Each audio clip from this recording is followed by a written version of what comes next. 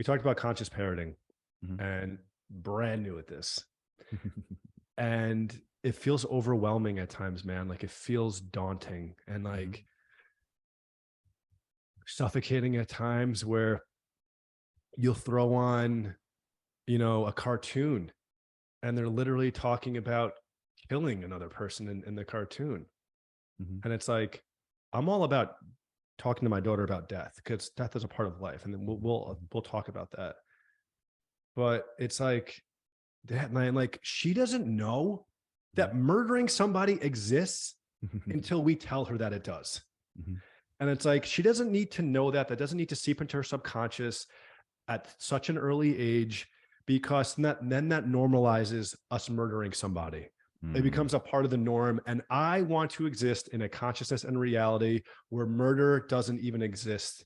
Rape doesn't exist because of who we are in Mm. ourselves, our consciousness. Those things just can't exist because of who we are and Mm. because we're seeing each other and we're living through love every moment. So it just, I don't know, man. Like, are there ways? Do you feel the same? Do you feel the same way that it can just be overwhelming?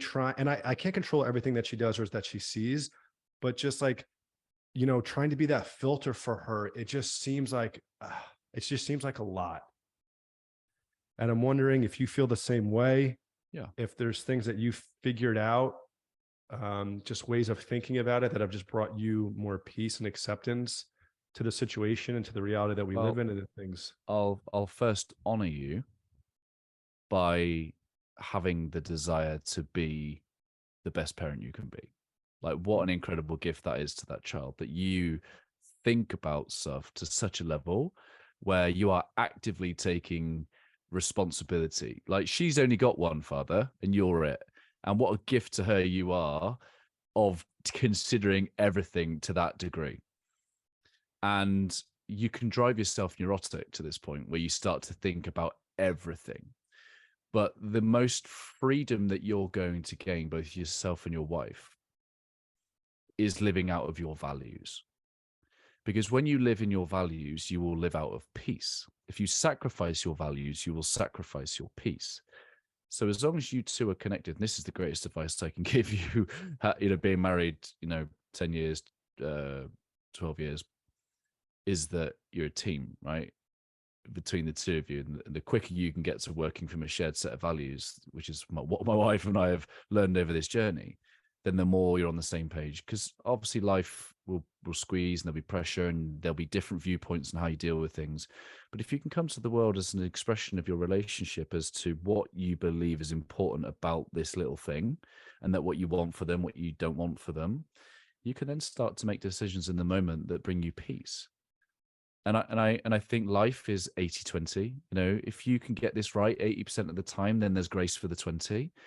For us, we want to eat good foods. We don't want to be applying our kids full of like fast foods and all that sort of stuff.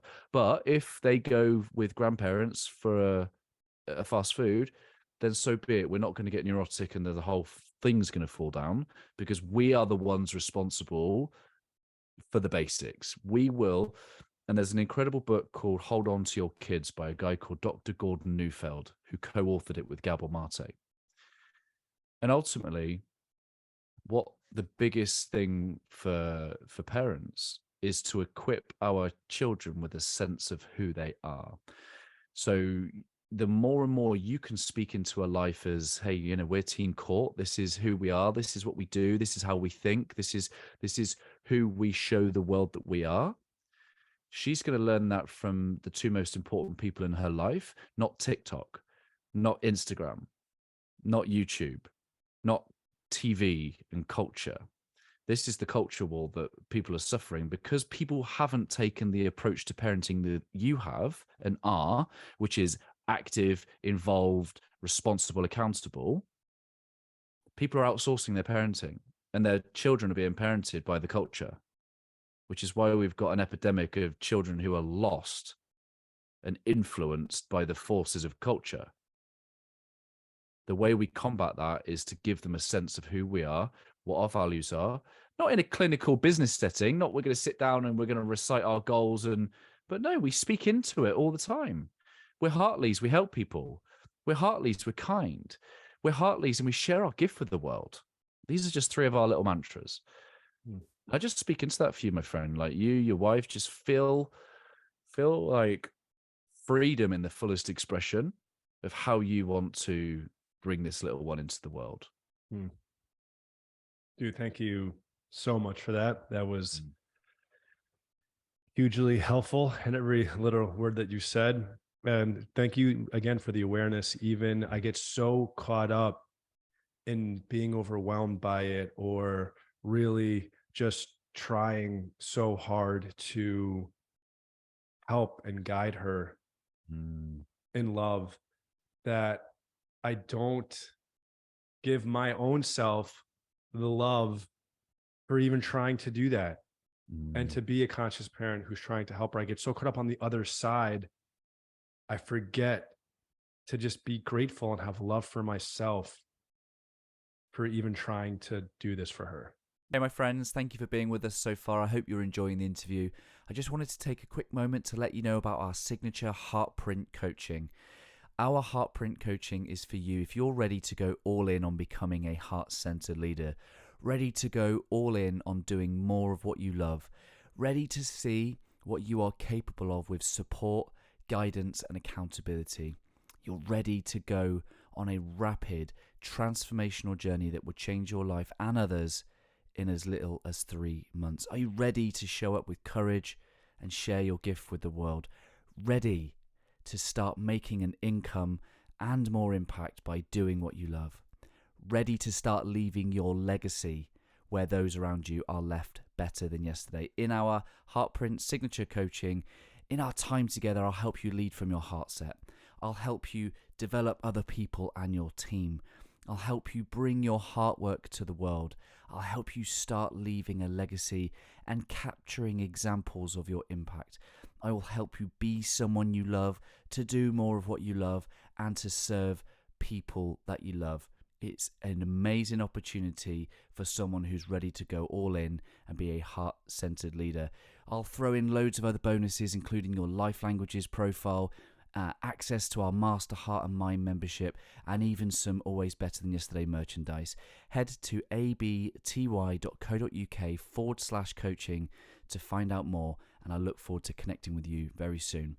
That's abty.co.uk/coaching. Here we go. Back to the interview. Is again, and what room for one more paradox? We want the best for our child, and yet in doing so, we take on such a responsibility that we actually forget that they are loved by God, source, universe, energy, and that they are theirs.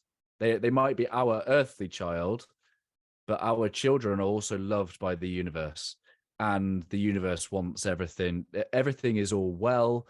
Everything is unfolding as it should. And sometimes that paradox of taking full responsibility for your child, but also trusting that they're on the path and they're loved too. Trying to navigate that tightrope. Mm-hmm. Yeah. Yeah. Wow. Yeah. And just like honestly knowing too that she's here on her own journey. And I'm realizing this now too. And we've been talking, we talked about this during this episode. I'm realizing, and I've had this thought a little bit before, but I'm like, really, it's hitting now, that I need to release my control. We're talking about that, right? Just allowing and accepting. And I said that, when are we going to learn to stop trying to control things? And thank you for this moment right now, because I need to release my control of what she consumes, what she sees, because I can help and guide her in the best way that I can, but then just releasing that and just not holding so tight to being like, she has to only take in this information. She has to grow up and be in this exact way and be love. Yeah. It's like, she's here to experience Yeah. what she's here to experience. It's her own journey, her own path, her own soul's journey to be here and live and see and experience what she's supposed to experience. And me trying to shelter and help her in every moment, and not allowing her at times to fail, Yeah. and to feel pain. By trying to constantly remove that from her, I am limiting her enlightenment and her awakening. I'm pulling back from that because Yeah. most likely she needs these moments to grow Yeah. and to awaken more into the truth of who she is. Yeah, and the gift is the truth. You know, your ability to journey with her around the truth that you're revealing and you're being exposed to with love, beyond the media, beyond the government stuff, beyond the propaganda, beyond the TV and the programming. You can speak to the truth of what it means to be loved and what it means to be human. And the greatest lie that she'll be told is that she lacks in some way.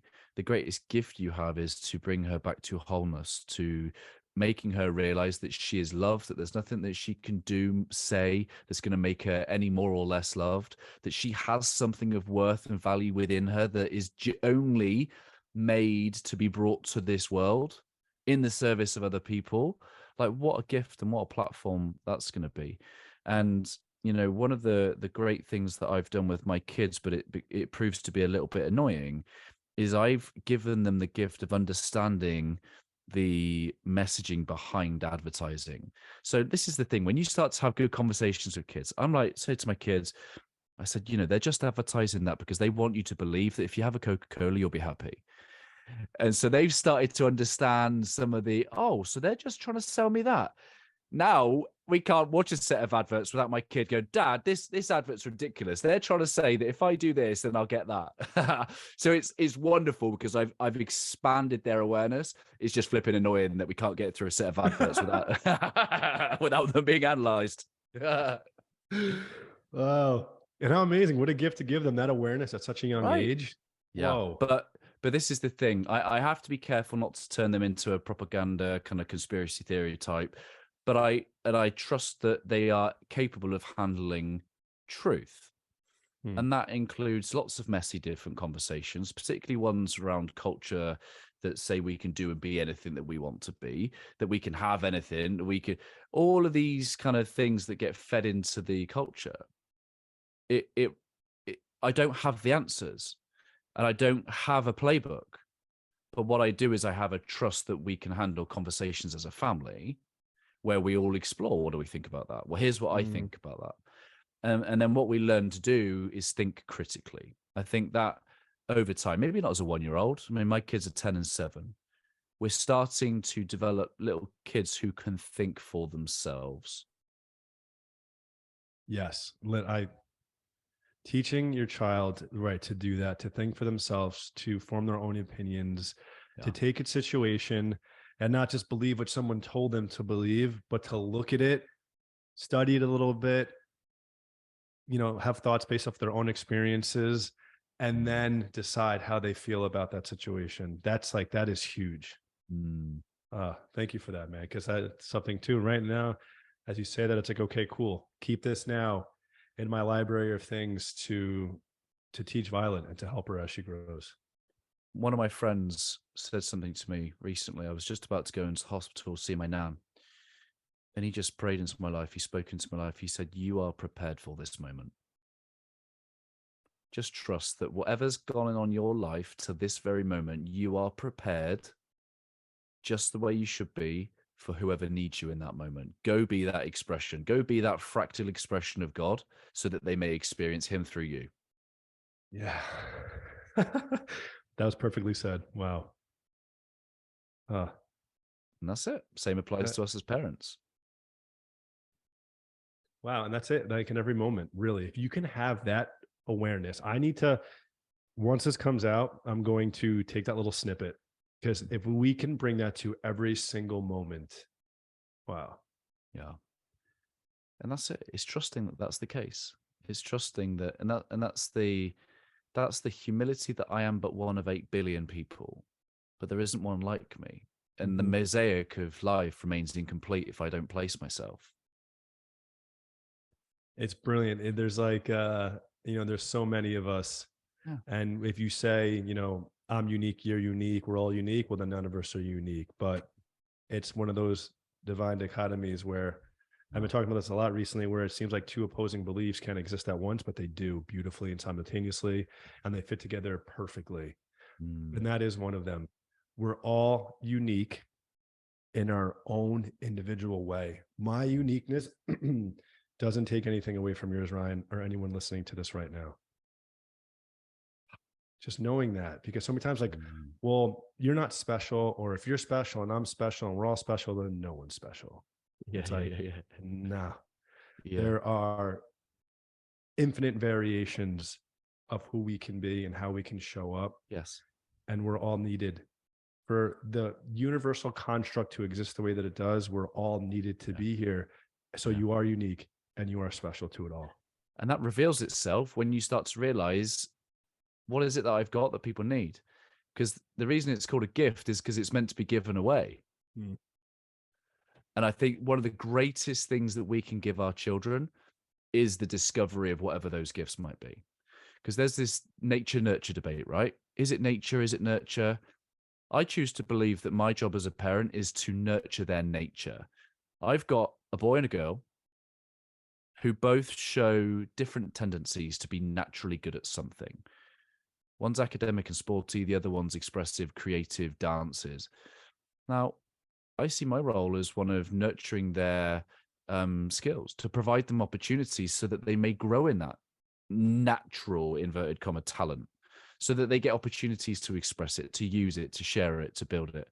And I think over time, I think that's going to compound to them becoming young adults that realize the value that they can bring. Dude, in this conversation, it's making me realize